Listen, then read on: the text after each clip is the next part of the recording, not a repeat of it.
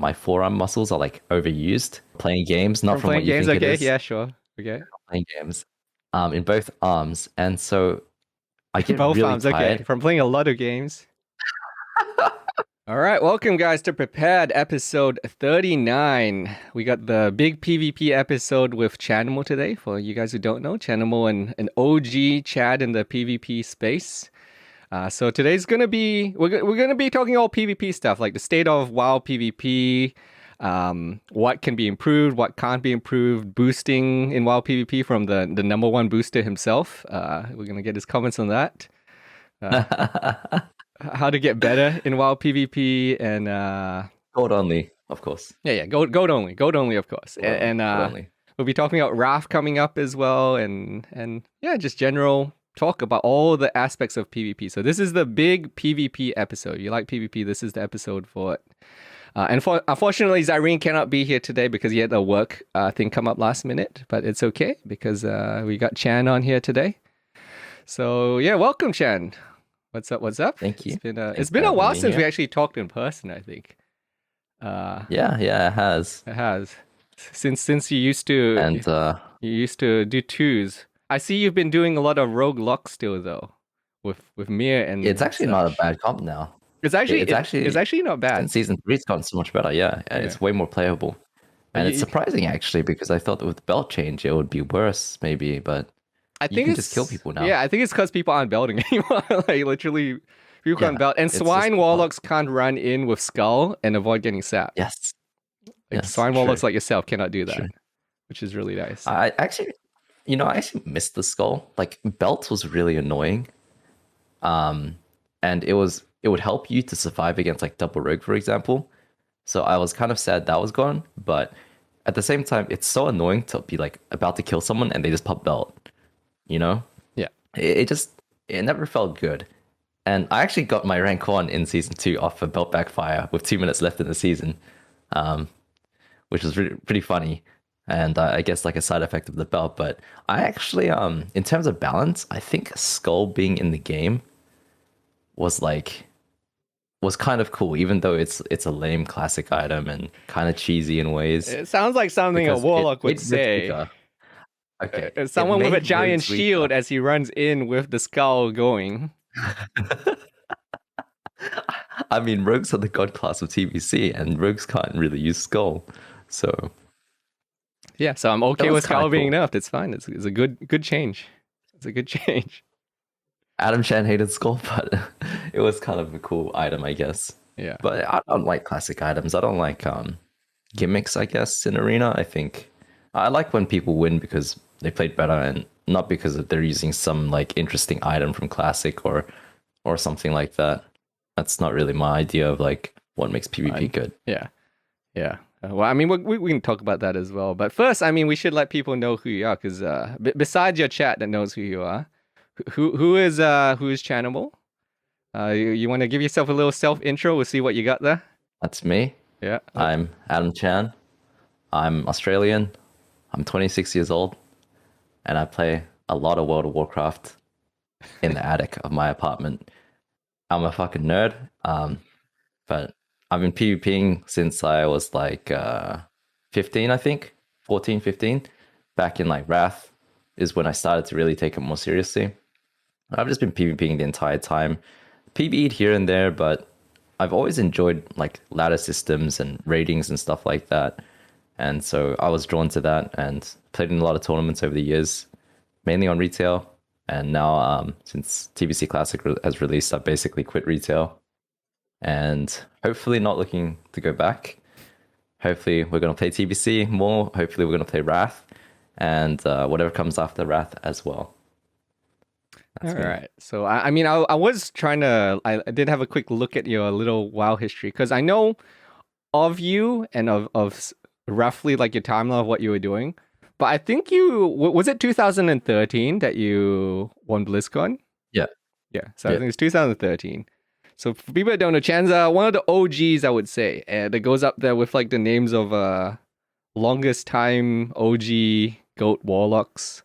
Up there with like who else would be up there? Like Snuts and I think just nuts for luck, Just yeah. nuts for luck, yeah. Yeah. Or the OG all-time lucks. Are you still on C9, by the way? Yeah, Yeah. yeah. I'm moving into a streamer position now that I'm not competing anymore. Me and Stats are both moving into streamer positions, and the new team, the new players, they've taken our spots. Okay, nice. Okay, so yeah, so OG Warlock basically, he was basically arguably, obviously, but most people would say one of, if not the best Warlock in TBC right now for PvP wise, and many and self-proclaimed best rogue in TBC as well.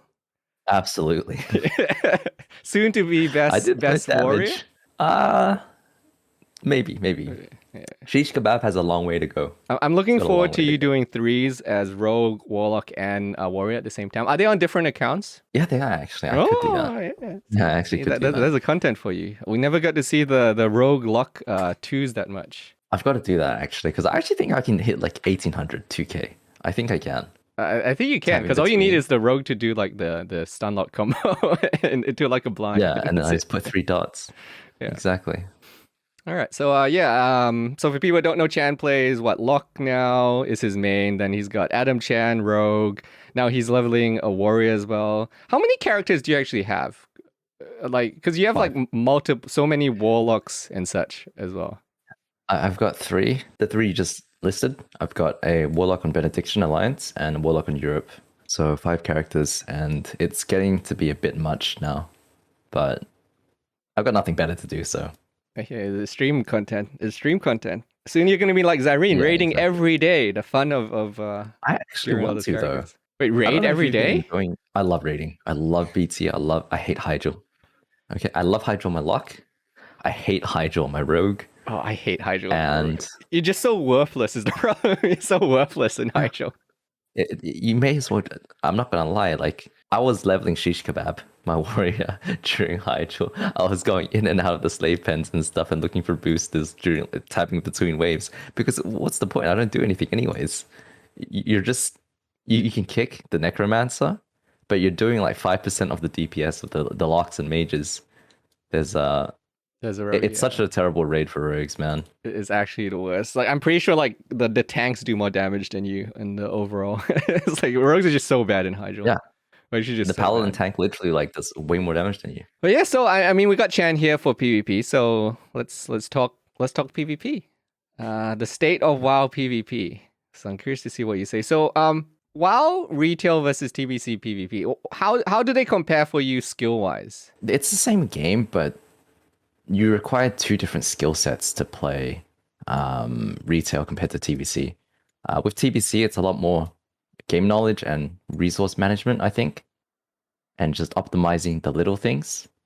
An example of that is you can, as a warlock, you could like downrank your life tap to not kill yourself as much when you want to get some mana back, right? And that's a little like skillful thing you can do, which is pretty cool. But that doesn't really exist on retail WoW, like optimizing the little things. They just completely don't matter. Retail WoW is all about setting up like a go every DR and trying to set up kills and then running away in between those setups. But it's a lot more fast paced than TBC, which is actually pretty fun. But I just, TBC is much slower and retail is much faster. And it's a lot more like little management optimization things in TBC, which I find a lot more enjoyable than retail WoW. I don't know if you've played retail WoW recently or have you? I played a little bit. Yeah, not a huge amount, but I played a little bit. Yeah, retail WoW is a lot of like you do stuff in a 5-second window, and then you AFK for the next 20 seconds, and then you do stuff for the 5-second window again.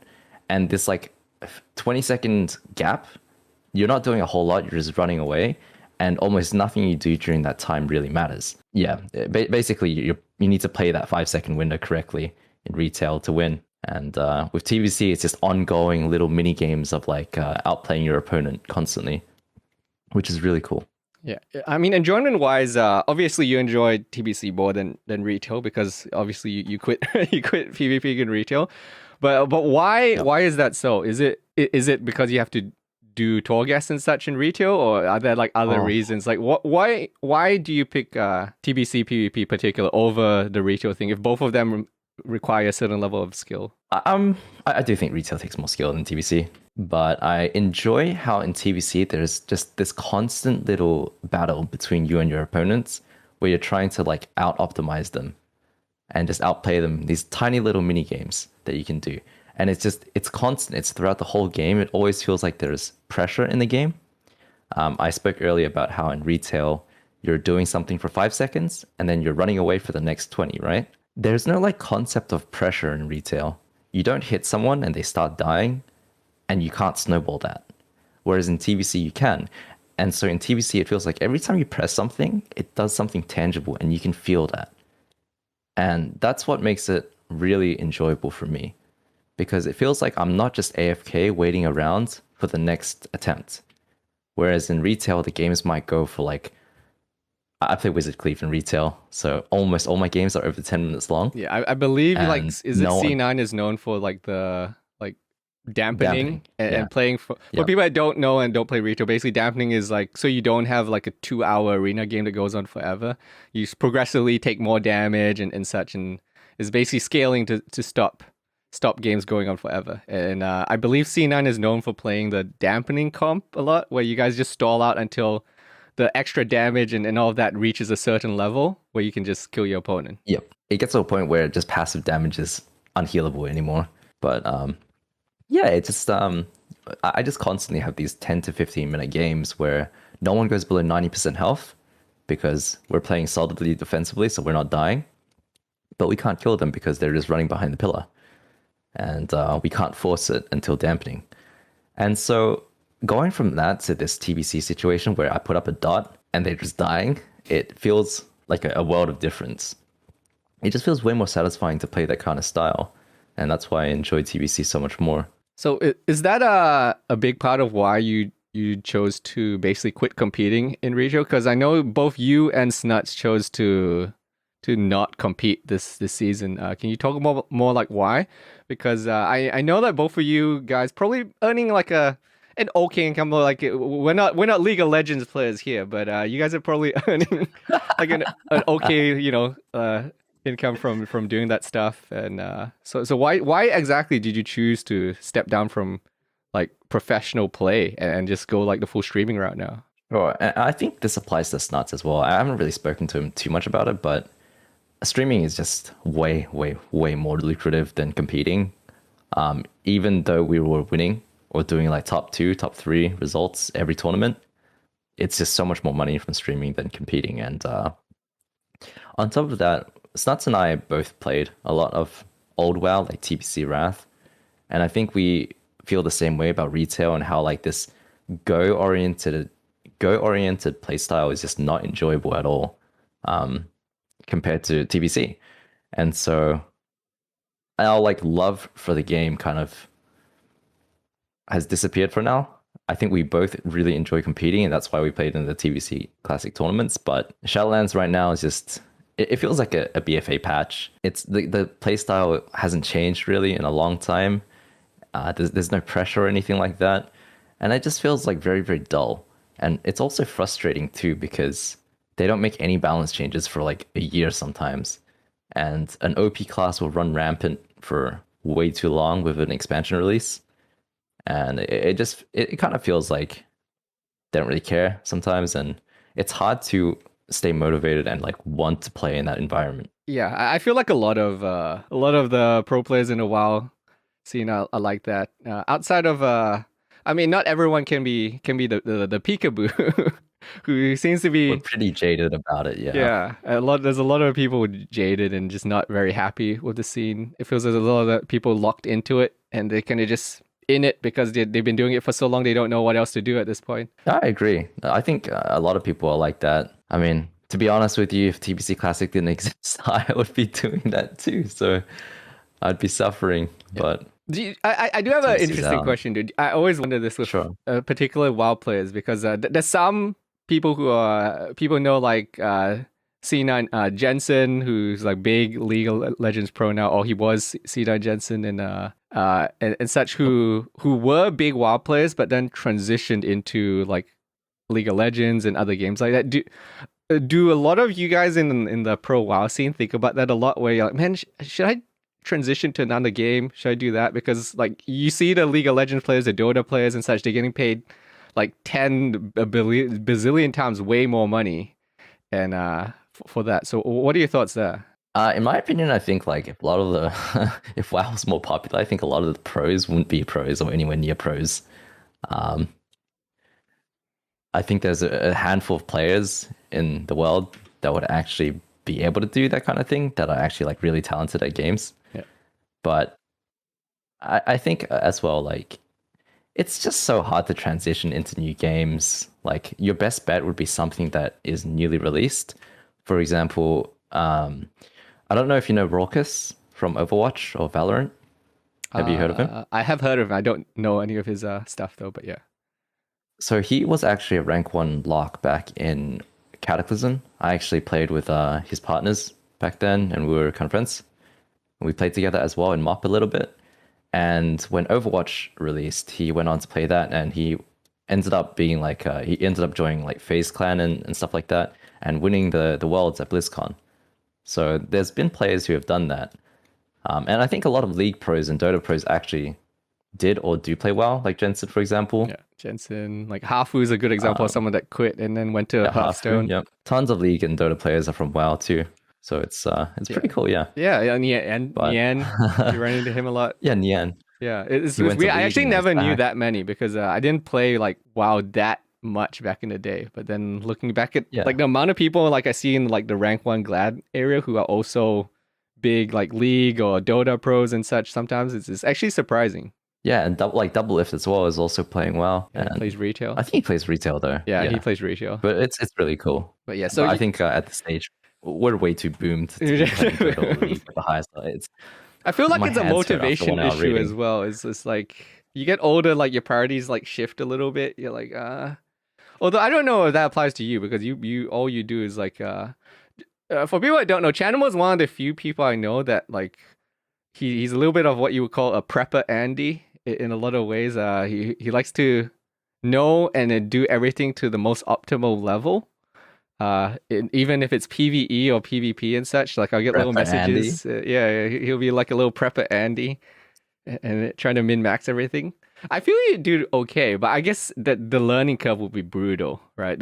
Especially catching up in games like that have been out for so long. The learning curve on those is like, really long.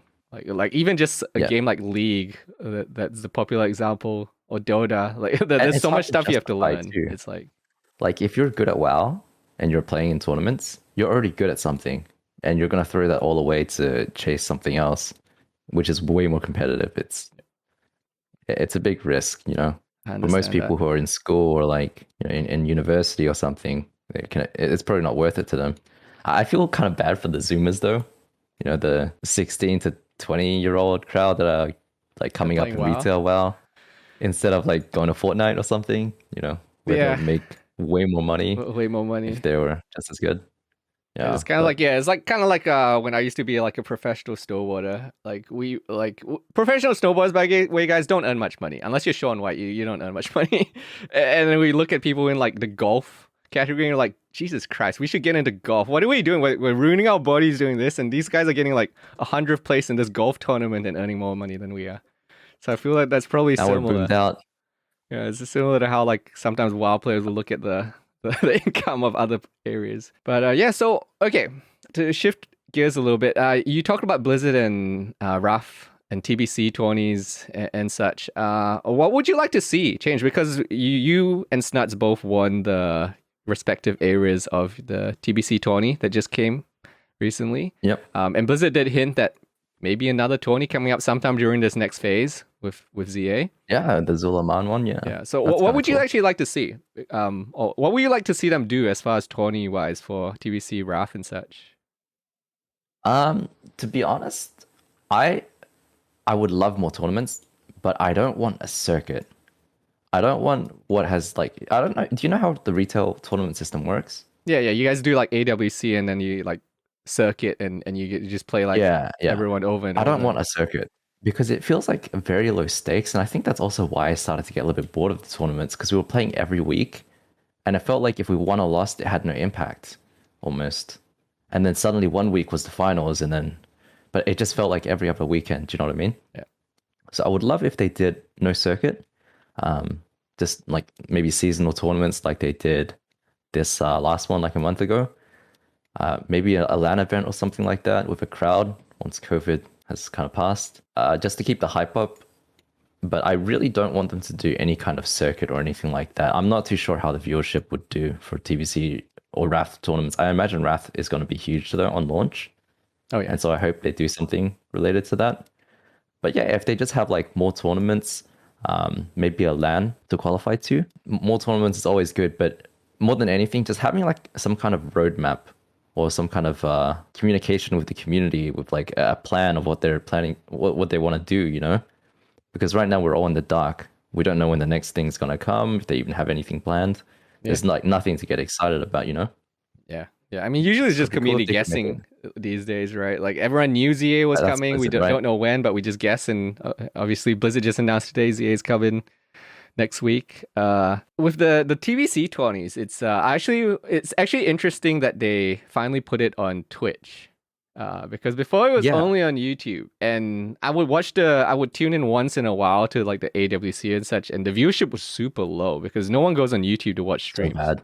But it's so bad. Yeah. Then they put it on Twitch actually for the TBC 20 that just went there. The viewership wasn't bad. It wasn't like amazing, but it's still wasn't great. Yeah. It was still like. But it was better than AWC on YouTube. Yeah, it was actually better than AWC on YouTube. So I think it was double. Yeah. I mean, we'll see this weekend what AWC will have. It is the first tournament back in a long time, so I imagine it would have a pretty good viewership.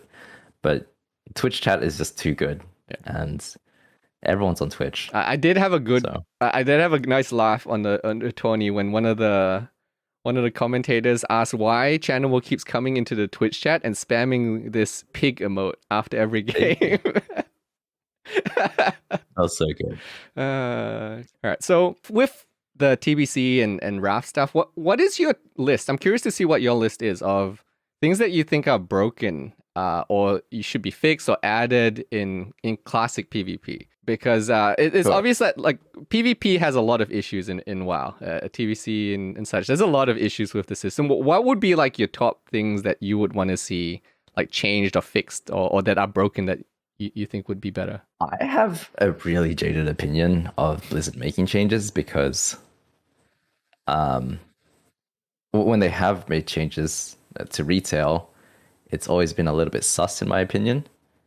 But that being said, there are a lot of issues with classic PvP that they could address with like minor adjustments here and there, which I think making changes that improve quality of life are more important than making changes necessarily to like balance and what would be considered OP or broken or something like that. Does that make sense what I'm saying? Yeah. Yeah, because I mean, Blizzard isn't known for making vast changes anyway, right? We both know Blizzard's never going to make like a major mechanic like upgrade thing. Like usually they just do, especially with Classic, they just do like minor tweaks here and there. Yeah. But that's what I want, honestly. And I know rogues are really OP. I mean, warlocks are OP too. I'm going to get crapped on by rogues regardless. But I almost don't want them to change that because I'm scared of what the end result might be, you know? But I do think they should make changes that affect quality of life and frustration related stuff. So a little small example of this is making soul shards not get consumed in arena. Just a little thing like that. So I don't have to go like help Reality farm his shards every like 10 games. Not having to reapply your poisons, like they don't go down in duration in arena or something. You don't cost flash powders to vanish. I mean, I've played with so many boost rogues that run out of flash powder and can't vanish in a game. Like, I recall a little clip of Adam Chan running out of flash powder one time, actually. After I gave you the weak aura to remind you about flash powders that you did not use. Sometimes it happens, yeah. I don't know if I want them to really change anything, you know? Like, I think the engineering items were a good change because there was like massive community outrage towards those items. But I guess I would be open to them making like small little changes and adjusting. But I wouldn't want them to make any class or balance related changes. I'm just too scared of what they're gonna do. Sweeping changes, okay. I wouldn't mind if they disabled glaive bonus in arena. Okay. Oh yeah, that's something I was gonna ask. What are your thoughts on glaives in arena? And bear in mind, guys, everything he's gonna say might be tainted by the fact that he's one of the few rogues without glaives on Felina. I'm gonna get them eventually. Okay, I am gonna get them eventually. I have prior. I think glaives by themselves, like the main hand and the offhand, are fine. I think the set bonus is what is gonna push them to become really over the top. Really, for PvP? Yeah. I mean, obviously having a main hand glaive is more DPS than like a season 4 weapon, right?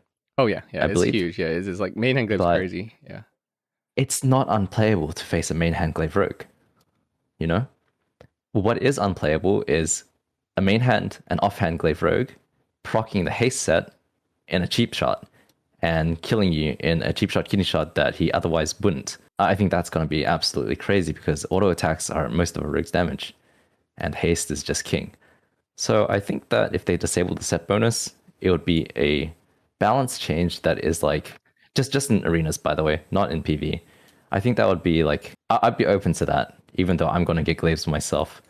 I think it just makes the best class in TBC even better, and that's just a little bit ridiculous, IMO, but that's my opinion. Where do you come down on the changes they did to the mage gems and then they did NG items now, and then they did well, I mean, I know how you feel about the NG stuff, I think, but what do you feel about them going back and doing all these item changes? Are you happy with that overall? I am. I don't, like I said at the start of this call, I don't really like gimmick items, and that's what those items are. I'm surprised that the blue engineering goggles actually made it through. Yeah, I want people to use up-to-date gear and not go back and farm a Silent Fang from Stratholm or whatever and silence people for 5 seconds. While it might be fun and funny from time to time, it's kind of silly to lose in that way or like face someone doing that. Does it make sense? Yeah. It's creative, don't get me wrong. I just think that it's kind of lame. Yeah, I remember watching Woundman play with you when he was it Using the Dazzling offhand with Longsword? Fire? Yeah. And then I went out and bought Dazzling Longsword right after that. Of course you did. I actually forgot to mention something in terms of things I'd like changed. I was talking about how I'd like frustrating things to get removed. Okay. And while resist is frustrating, I think that it's part of the game, and you would drastically change the meta if there were no resists. But I do think that heartbeat resist should be removed. Yeah, so for people who don't know, heartbeat is basically like a blind or something like that. Breaks early because there's this like weird heartbeat tick in the game thing, so that things have a chance to just break early sometimes. So like a blind that might last 10 seconds will last like 6 and break for no reason. Apart from the RNG that, oh, you got a heartbeat, it just broke. Things like that. That's what he's talking about. So yeah, and it's not like it's just frustrating as hell to face someone and he just heartbeats out of the blind or the fear and then ends up saving his partner. It's just completely uncontrolled. And how do you feel about DRs, the dynamic DRs, where you can get? I think that should be consistent. Yeah, there's enough RNG in the game, and I don't think that adds. It does throw off the script of the game a little bit and forces you to adapt sometimes. But most times when something like that happens, you can lose the game a lot of the time, and that's really frustrating, right? Yeah. Well, I feel like most good players just set the DR counter to the max so that they don't screw up. Just you don't get RNG. Yeah, but it's not optimal to play like that. That's a problem. Yeah, you're always playing like a little bit worse because you're trying not to get screwed by RNG. I am curious to see though what your thoughts are on the MMR cap stuff, because you're someone that is at the MMR cap. So for people that don't know, right now you can't go above 3k MMR in arena. Is one of like the big things is that once you hit 3k MMR, that's it. It just stays there, and then your rating can only go as high as, is it 3126 or something like that? You can only go 126 above the MMR, apparently. Yeah. So like right now at the top of the brackets, at the end of every season, it's literally just a whole bunch of teams that are 3k MMR capped, and they're trying to compete to see what can happen though. So it causes issues towards the end of the season, where I feel like every season the gap between Glad and rank 1 seems to be getting higher and higher, or rather the gap is closing, right? Like last season I think it was 2.8 for Glad ish, and then rank 1 was like 3k, I think, something like that. Yeah, it was over 3k, like 30, 40 or something. Yeah, and Yeah, before that, the season before was only what, like 2.6 or something. And I feel like every season that goes longer, it just becomes more of an issue. And like Glad might literally be like 2.93k the way like the seasons are going, where you're literally fighting rank Yeah. 1 teams for your Glad title at this point. Yeah, because they're 3k MMR and you're 2.9, so they will queue into you very quickly. Yeah. Especially So, since Blizzard widened it's the not good. gap now for what you can queue into. Yeah. I love that system, by the way. My queues are just so much better ever since that. Like before, I would always wait 6 to 8 minutes for a queue. Now it's like 4 to 5 minutes max, which is awesome.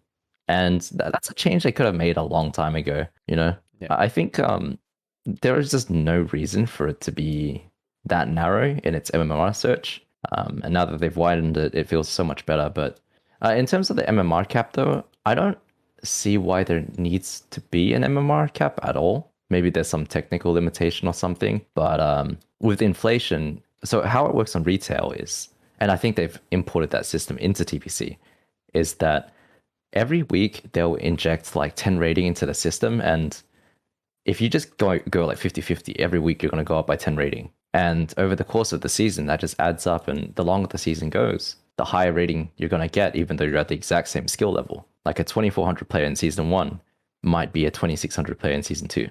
Even though they have not improved at all relative to other players. And so that's obviously leaked into Classic as well. And that's why everyone is hitting the 3k MMR cap now because, well, not right now, but towards the end of the season because it's just gone on for so long. I actually wished that they went back and instead of having this inflation system, like squishing rating back down to like normal numbers. You played back in original BC when teams started at 1500, right? Yeah. And you saw people at 2k rating, and that was kind of hard to get, like really hard to get. And then the rank 1 teams would be like 2200 to 2400. Yeah. And if they won a game against a similar rated team, they'd get like 2 to 3 points. And it was like really squished at the higher end in this like small 22 to 2400 range. And I wish they would do that instead of this inflation stuff because it just gets out of hand. It leads to like all these issues and they don't fix these issues. And who knows, maybe in season 3, rank 1 is going to be 31-26 tied with 15 teams.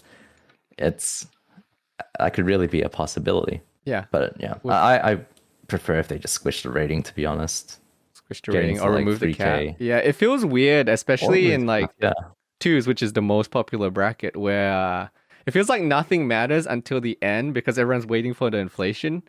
So you're literally just sitting in a waiting room because even if you get to whatever it is, like 2.6 now, that's not good enough to even get Glad probably at the end of the season. So it's literally just a waiting room waiting for the inflation to kick in and then like everyone's rating gets inflated at the end. And finally now you can do like a Glad push or whatever in the last 2 weeks. Yeah, like it inflates for like 200 rating in the last week alone. That's just crazy. You can't even go on holiday or like you have to take time off work to grind on Monday night. Otherwise you might miss out, you know? It's kind of crazy. And I also think if they did squish rating back to like normal values, the queue times would just be way better as well. You can't play 3s or 5s at all hours of the day. Yeah. If you don't play 3s and 5s at night, you're not getting queues. You know, maybe at like 8 a.m. in the morning, if you try to queue 3s at 1800, you're going to sit 20-minute queue. I think the other day I tuned in because every now and then I pop in and see, oh, what's Chanimal up to today? And I popped in, I think you were doing 5s on your characters. And I think like literally I checked in like an hour or 2 later and you were still trying to get like your 10 games in. Yeah. Like it was so slow that you couldn't even get your 10 games in for your 5s. Yeah.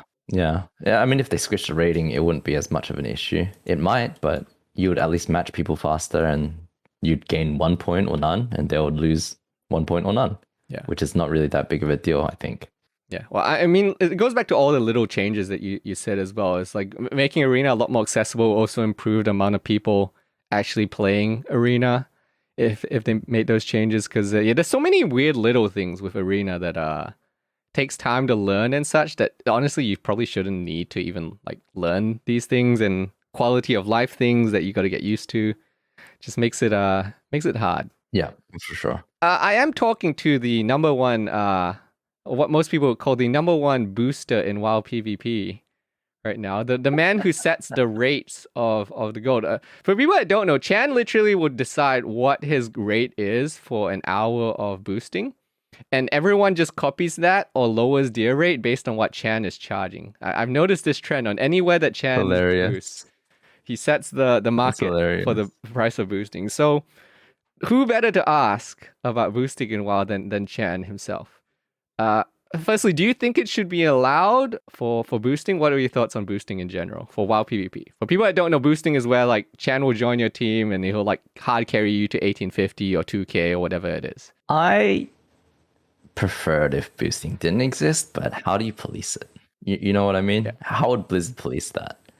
And I don't think that they would, and I don't think that they'd ever make it against terms of service. Because in a lot of ways, it's very much just like a GDKP, except you're probably making other people's experience a bit worse because people absolutely hate facing boosters or like me at lower ratings, even if they have just as good of a chance of winning against me as another team at that MMR because I'm playing with someone who's getting boosted. I don't know. This is a difficult question. I mean, it makes me a lot of gold, so I like it. But I think it's probably not good for the game, honestly. No one wants to face rank 1 or tournament players at 2K MMR when they're just trying to learn and get better. It's frustrating. It's demotivating. I'd be annoyed if I faced a really high rated player while I was lower rated. But I don't think this is something that Blizzard will ever change. I think it's, at least on retail, they make so much money from it with WoW tokens and everything. I think it's just something that people have to get used to, even though I think it's probably not good for the game, unfortunately. So you just don't think it's like enforceable? Because at the end of the day, I also don't know what they would change to like Right, because how they would stop it. Because even let's if you say- banned it, like people would find ways around it just by not advertising it like openly as much. Yeah, I mean, like, even if there wasn't gold boosting, I'm still going to help my guildies get 1850 for their weapons for PvE. It'd be so hard to police because you wouldn't really like be able to prove anything or know what was going on. I do think, though, even though you can't police it, I think Gladiator and Rank 1 boosts are pretty lame because you're taking spots away from people that are competing for it. You know, the bottom of the barrel people who are trying to get the last spot Glad or the last spot Rank 1, they're getting screwed out of it because I'm boosting or Snuts is boosting or someone else is boosting. And so there is actually like a huge negative to the community because of that too. I've met so many people who have like rage DM'd me about, you know, how I made them miss Glad, and yeah, I feel bad about it. I didn't do as many in season 2, or really any. At the same time, though, it's no different than someone making an alt of the same class and taking up a Gladiator or rank 1 slot too. Yeah. In a lot of ways. Well, I mean that's the thing. If anyone looks at the top ranks like Glad and rank 1, it's just the same people. It's literally like the It's same group same of people and their alts. And then there's Yeah. rarely ever like a new entry in because they have to be a new entry, you have to break into that circle and get to that skill level first. And like it's not easy to get to that level. Yeah, exactly. And yeah, like I said, I think boosting and taking away Gladiator and rank 1 spots is almost no different than someone making an alt and taking up that spot too. You have the same negative effect on the community. But again, how do you police that? How can you prevent alts from getting rank 1? Most people don't even have the characters on the same account. They've got a different BattleNet or a different subscription for it. Like me, for example, I have 2 locks on NA on different accounts that are both taking up spots in a few brackets. And what can you do about it? I don't like it, but I don't think Blizzard can do anything really about that. You know what I mean? Yeah, I do feel they do need to change the 100 rating boosting that people can do at the end of the season. Yes. Where Yes. So for people that don't know, basically, as long as you're within 100 personal rating of your team rating, you can hire like a Chan or Snuts or whatever to boost your team up 100 points. And 100 points in like threes or something can be a big difference in your actual standing at the end of the season. So you could be someone that not getting Glad and just hire like a Chan or a Snuts to boost that team up 100 points. They play for you and you don't even have to play because you'll be within like the 100 points. So as long as you get within like the striking distance of the Glad or the rank 1, they can push you the rest of the way. I think this is the biggest problem with boosting in TBC probably. I completely forgot about that, to be honest. I don't know how you're going to fix that either because you can't lock teams in the last week because of Well, a you bunch of could, reasons. it'd just be really messy. Yeah, it would be horrible. And I think this is like just a remnant of the team system that's abusable. I'm not sure what Blizzard can actually do about that. It doesn't happen with personal ratings. Like if there are no teams at all, you can't do this 100 team boost. You would actually have to play with and carry that person into the Glad which is less egregious than the 100 PR boost, right? But still, you're taking a spot away from someone legit.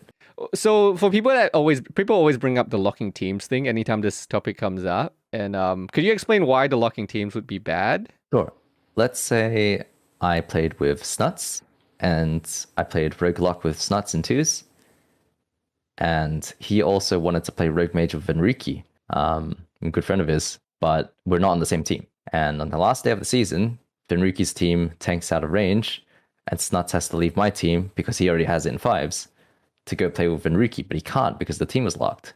And then suddenly Venriki gets screwed. Then there's going to be a lot of situations like that.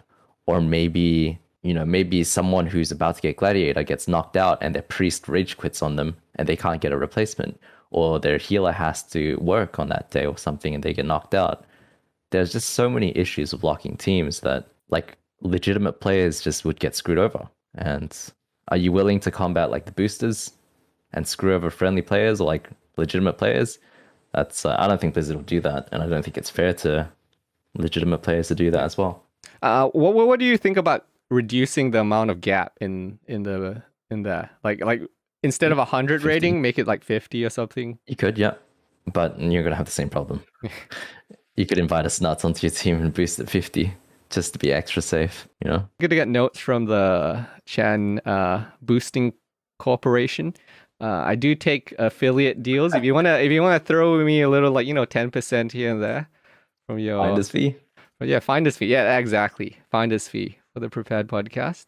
To be honest, with boosting, I actually prefer not doing glad boosts or rank 1 boosts at all anymore. I remember you did a lot of them hours. in the season 1, and after that it seems like you never did glad boosts anymore. Oh yeah. It's too stressful. Yeah. I'm gonna be bald in 10 years. I don't want to get bald before then from stress. Yeah. Okay. So let's talk about PvP in general, and because you are known as one of the most knowledgeable when it comes to I think when it comes to just general game awareness and such, people know Chan as the guy that doesn't really make mistakes. You kind of like you make mistakes, but like your mistakes are so small and they're like Chan level mistakes where everyone else would be like, oh, played that perfectly. And you're kind of known for a lot of situations where people will watch you in an unwinnable situation, one versus like another lock or something, and then you just dumpster them through like just better decision making and such. So I want to ask you a question. What are the biggest things in your mind that separates, like, say, an average PvPer, someone who's like able to get like 2k, he's like good but not really good in terms of things, and someone who's like glad, and then someone who's like a rank 1 level player? What are the biggest differences in the gameplay?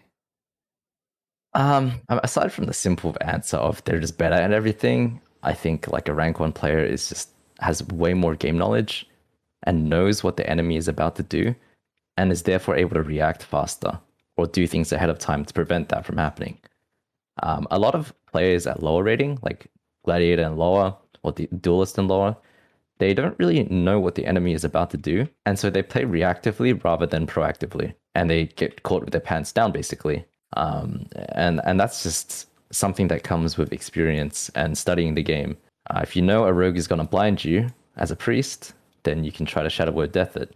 Whereas a lower rated player would have no idea that the blind is coming and instead would just get blinded for free and then maybe has to waste trinket there. Does it make sense? Yeah. So I think it's just basically that. Yeah. So you say it's just a progression there. Then what exactly separates, you think, a glad from a rank 1 then? Like a glad from rank 1? It would just still be the same thing. Game knowledge. I think glad players are not that bad mechanically.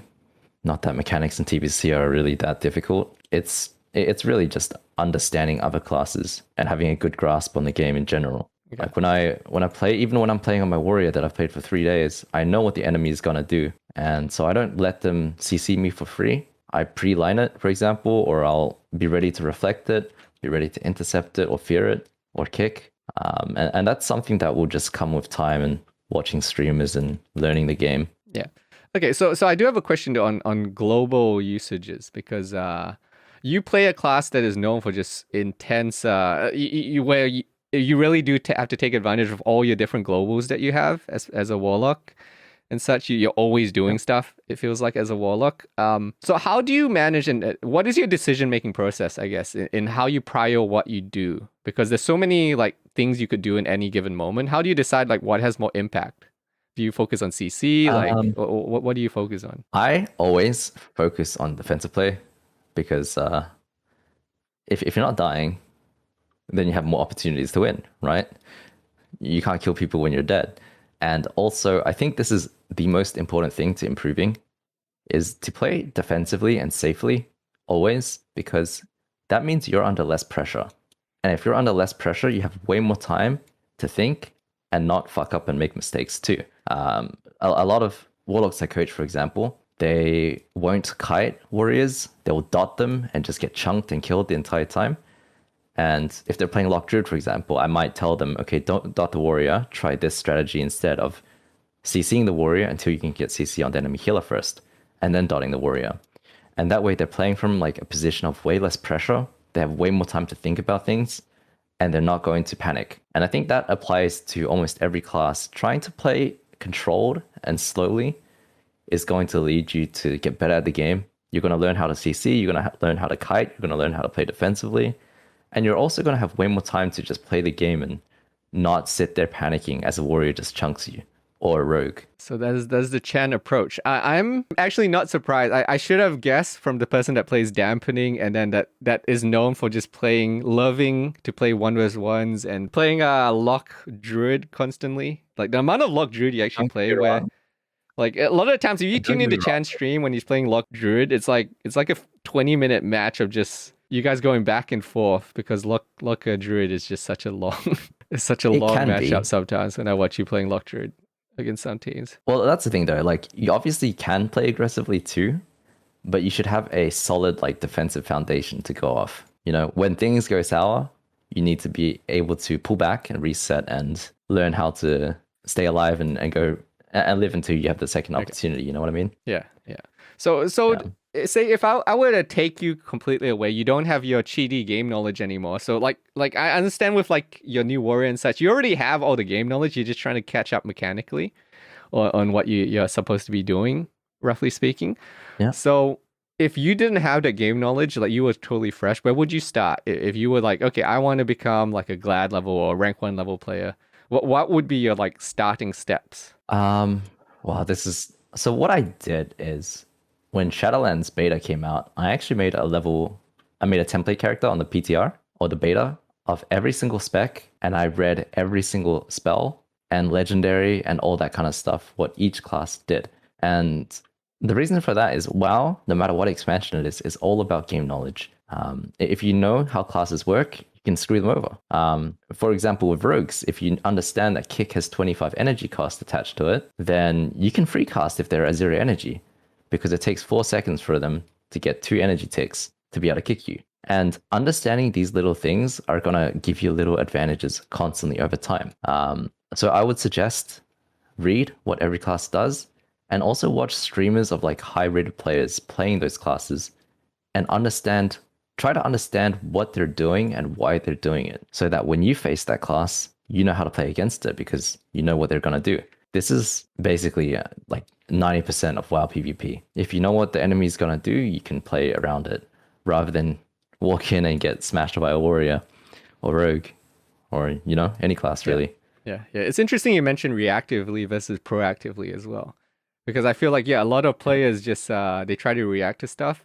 And it's so much slower, right? Like by the time it's too late, it's like even if you have the reflexes of a god, you can't react fast enough unless you actually knew that was coming a lot of the times. Yeah, you just take like an extra second of damage and, you know, depending on what comp you're playing or the matchup, it's too much and you've fallen behind now because of it.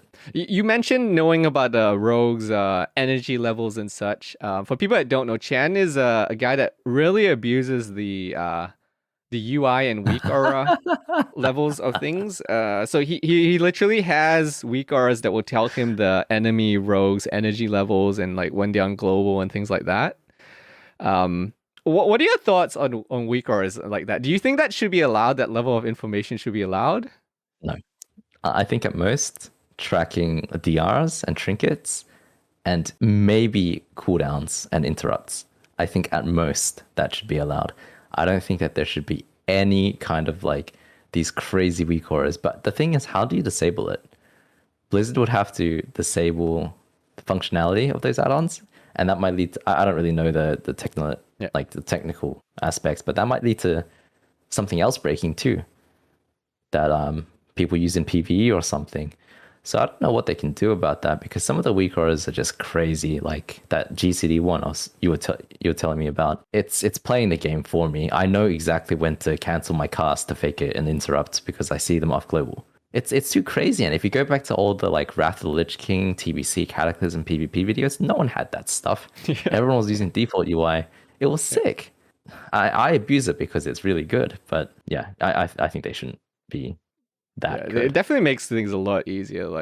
Even as a beginner, I have stuff like where like plays loud sounds when someone uses a trinket, because I might not have the awareness in that moment to be like, oh, that guy trinketed. It's okay. I have a giant horn sound now that tells me that someone just trinketed, so I don't even won't miss it. It's crazy, man. It's too much. But if they can actually disable that kind of stuff, I was actually I was watching Race the World First and Asmongold talking about the new raid and how the mythic rating on retail has just gone too far with weakauras and stuff. I don't think you can even do retail rating without UI stuff, because you need all that stuff. You probably couldn't, not as effectively. It's just too crazy good.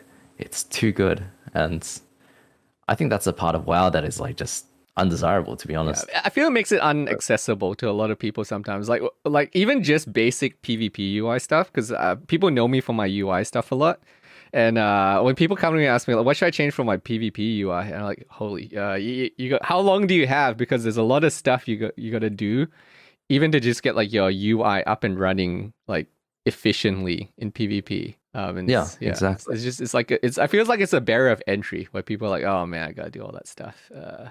And that's something that Blizzard should always seek to lower, right? You don't want people to get discouraged or feel like they have to do this and that to do what they want to do. And that's why I love the honor change they made in season 3 with towers. It's so beautiful, man. Oh, yeah, man. 3k honor a day is really nice, actually.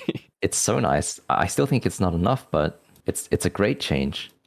I just wish Blizzard was more willing and faster to make these kinds of changes because they're fantastic. So to kind of like wrap up the how to get better at PvP segment, I do have a question for you for key bindings. Well, do you got any like little key binding tricks? Because you as a warlock have an ungodly amount of key binds probably. What are your general recommendations for people with key bindings? Because I know this is a thing where people message me all the time. It's like, I don't have any buttons left to keybind. Where do I keybind this? Or like, what is your approach to key binding that you take as someone with a insane amount of key binds? Sure. I actually don't have the best ones because I made them when I was leveling when I was 15 years old for a lot of them. But the most important thing is if there's any two buttons that you need to press quickly, they're not difficult to press. So for example, if you're a rogue, you might want to trinket, vanish, and cheap shot someone. You would want them all to not be on a modifier key or on the same modifier key. So what I mean is it's much easier to hit Shift 1, Shift 2, Shift 3 in order than it is to hit Shift 1, Control G, Alt E to do those 3 buttons. So as long as your keybinds are comfortable and the important ones you want to press quickly or often are comfortable and you can press them quickly, then it's completely fine. And whatever you want really, it's just personal preference. Okay. But that's the one thing that's important. How do you feel about MMO mice though? Because I know you swapped off an MMO mouse and now you're not on the MMO mouse. I have like forearm.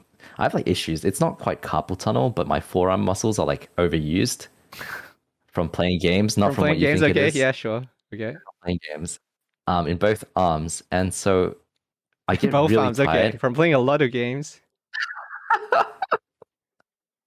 Okay. No, my mouse hand is really quite weak and hitting those buttons is actually really difficult. And I found that it just wasn't as comfortable as using a regular like mouse with the 2 side buttons. So if I can get by as a lock with 1 billion binds, I think anyone else can. You just got to get creative and use all the modifier keys, Shift, Control, and Alt. Okay, so you talked about Wrath of the Lich King. You talked about what you like moving forward. You'd like to see Blizzard do things and make these changes, and knowing the fact that Blizzard does take sometimes 6 months to a year to make these changes, what are your thoughts on things you would kind of like to see them do for Wrath? Like any minor tweaks and things that you would kind of like them to do for Wrath PvP?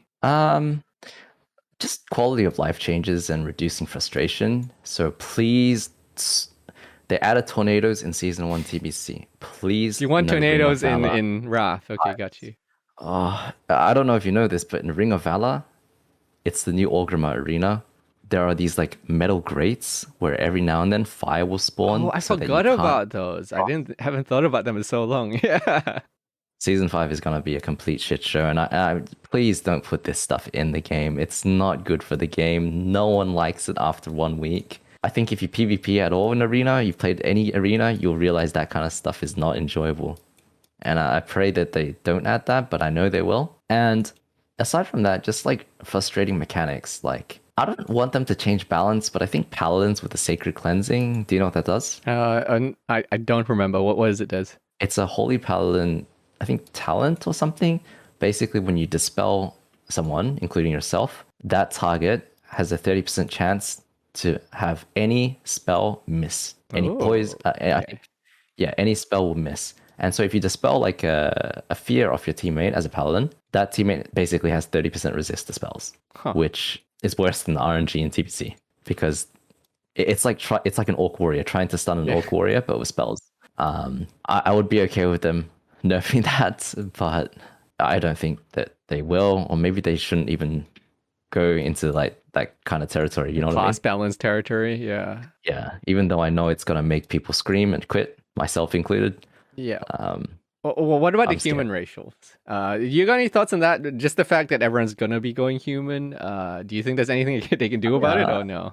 I prefer Alliance. I have an Alliance chair in the back. I don't mind that at all. But yeah, it is really good. It's too good in season 7 and 8. But balance changes, man.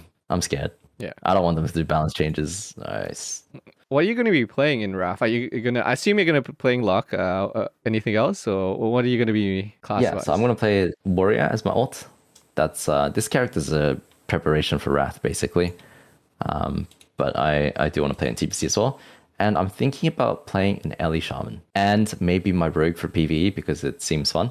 Oh, no PvP Rogue? Or a healer. I don't like Shadow Dance. I think TBC Rogue is one of the best designed PvP.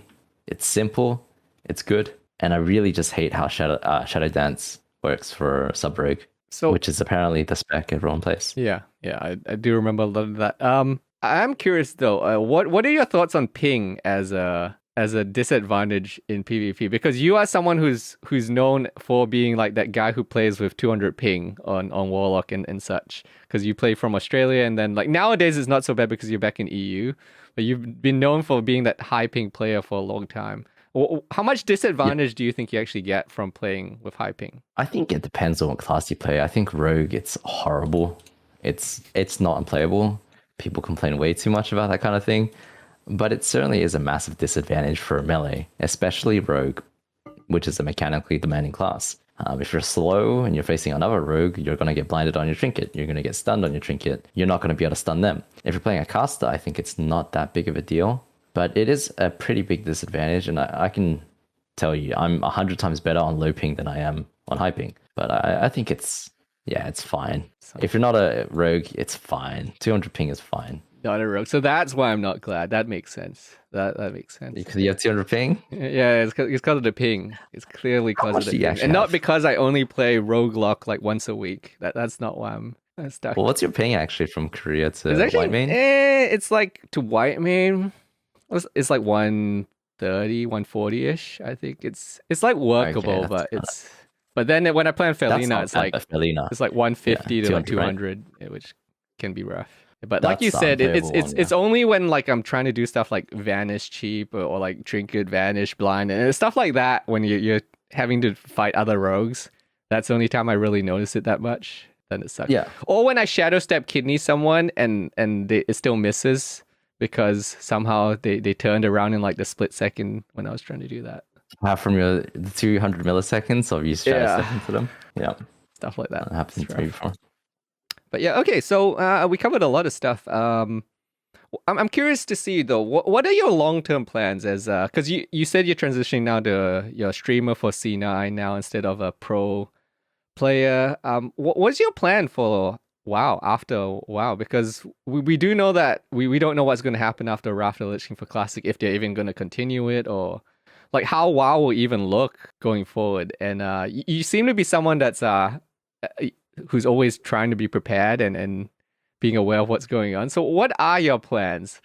And I can see from that look you have very definite and prepared plans here. You called me a prepper Andy in WoW earlier. I'm not a prepper Andy IRL. I don't know what the hell I'm going to do afterwards. I have a degree in finance, so I'd like to do this for as long as possible. We'll play BC out, we'll play Wrath. Hopefully after that, Rite MMO is out, maybe. Or maybe they'll do Cataclassic, which I'll play too. But if streaming stops paying enough for me to justify it, then I'll probably go work in a bank or something. That's a stressful question that I haven't really thought too much about. I feel that's how it's. I'm always curious about WoW content creators in particular, because everyone knows like there's gonna be a decline after Raft probably, and no one everyone's kind of like questioning what they should be doing for that. But I mean, Riot MMO is coming shortly after that, right? Yeah, I hope so. I hope they got a Riot MMO coming, because that'll be an interesting transition if it does come out. But a lot of people don't know that you actually have a degree in finance, which is kind of crazy, because most people that's why I have so much gold. I feel like a lot of people are used to the younger streamers, because I feel a lot of WoW people in particular are older, because people call me a boomer. Yeah. We're boomers. We boomer Andy's going bald, and I feel like the WoW community in general is older than a lot of other games and streaming things. Just because people that play WoW are just naturally older because they actually played classic WoW back in the day. Yeah, or that's OG definitely WoW. true. Like in my raid group, there's dads and people in their 30s. When I raided on retail in like WoD, there wasn't a single dad or anyone over 30, really. Everyone was pretty young. I think most people are coming back to play for the nostalgia when they were younger. Yeah, I think it's definitely true. All right. Well, I mean, we covered a lot of stuff. Was there anything I missed that you particularly might want to cover besides advertising your stream or Raid Shadow Legends? Might actually do one of those soon. For people who don't know, sure Chan you is hit the level only 10. one I know who will do like a Raid Shadowlands sponsorship and actually message everyone on his friends list to go sign up for Raid Shadow Legends. Well, of course. Support the boy. And I'll never forget, you never hit level 10 for me. Whoa. I hit level 10. You made me level twice it because the didn't count. first one didn't count for some stupid reason. You didn't click the link. But yeah, all right, guys. Well, thank you, Chan, for hanging out today. No worries. Thanks for having me. Yeah, it was fun to have you on, and I hope your WoW journeys go well, and I'll see you on stream at some point, I guess. Yeah, this is the end of the podcast, guys. We'll see you next week back with Zareen. Well, next week, maybe the week after. I don't know. We'll see. If Blizzard actually does anything in 2 weeks, we'll actually see. But yeah, thanks for hanging out, guys, and thanks to Chan. Go check out his stream if you want. Don't forget to sub the snow. Sub the snow. After you sub to me. Okay, yeah, of course. I like that he just disconnects after that. Thanks. Yeah. We'll see you next podcast, guys. Take care.